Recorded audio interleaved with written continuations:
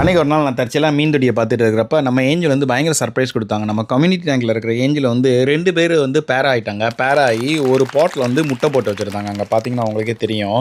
So இந்த கம்யூனிட்டியிலேயே இந்த மாதிரி பேரப் ஆகிறது வந்து ரொம்ப ஈஸி. நம்ம வந்து சூஸ் பண்ண தேவையில்லை. ஸோ ஒரு சில நேரம் நீங்கள் என்ன பண்ணலாம், ஒரு 3 இல்லை 4 ஏஞ்சலை வந்து ஒரு தொட்டியில் விட்டுறலாம். ஸோ அதுக்கப்புறம் அதுவே அவங்க வந்து அப்படியே பேராகி நிற்பாங்க. உங்களுக்கு பார்த்தாலே தெரியும் 2 பேர் சேர்ந்து நிற்பாங்க. ஸோ அப்படி நீங்கள் ஒரு பேர் சூஸ் பண்ணலாம். அப்படி இல்லை அப்படின்னா இன்னொரு மெத்தடும் இருக்குது. அது கொஞ்சம் ட்ரிக்கியாக இருக்கும். எல்லாராலையும் அதை கண்டுபிடிக்க முடியுமா இல்லையாங்கிறது தெரில. பட் நான் சொல்கிறேன். இது பார்த்திங்கன்னா இது வந்து ஃபீமேலுக்கு பார்த்திங்கன்னா கீழே வந்து ஒரு டியூப் மாதிரி இருக்கும். அந்த டியூப் வழியாக தான் முட்டை போடும். ஸோ அதுதான் ஃபீமேல்னு சொல்லுவாங்க.